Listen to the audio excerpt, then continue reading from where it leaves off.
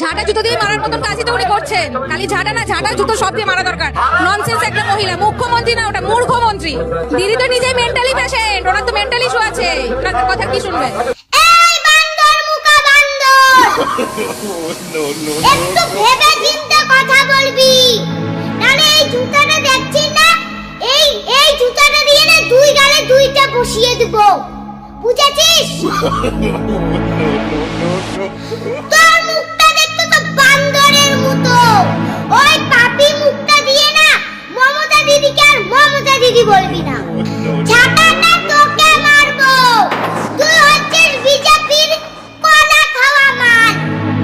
এই বান্দর মুখে চালচালি,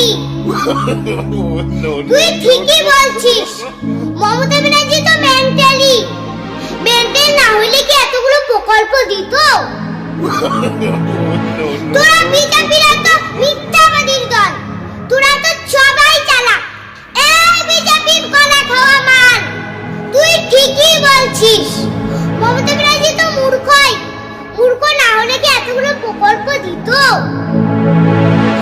এই বিজেপির পা চাটা মাল, এবার 26-এ ভোট পেরিয়ে যাওয়ার পর পালাবি কোথায় সেইটা আগে চিন্তা কর। তোরা শুধু মুখে লেকচার মারিস, কিন্তু বাস্তবে তো কিচ্ছু নাই, তোরা শুধু মিথ্যাবাদীর দল। তোরা এবার 26-এর ভোটে হারবি, ভোট পাবি না।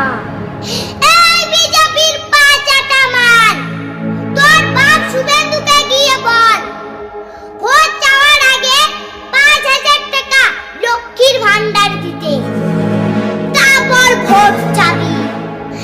এই বিজেপির পা চাটা মাল, তোর বাপ নরেন্দ্র মোদীকে গিয়ে বল ভোটের আগে 15 লাখ টাকা অ্যাকাউন্টে ঢুকাই দিতে।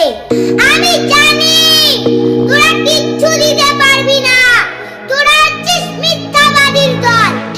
এই বিজেপির পা চাটা মাল, একটা কথা মনে রাখিস, এবার তোদের পশ্চিম বাংলার মানুষ তোদের কলা দেখাবে, কলা কলা।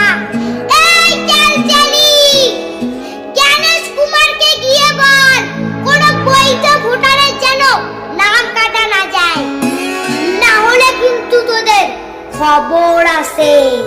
তোরা যতই নাম কাটার চেষ্টা কর, তোরা ভোট পাবি না, তোরা কলা খাবি, কলা। No, no, no, no.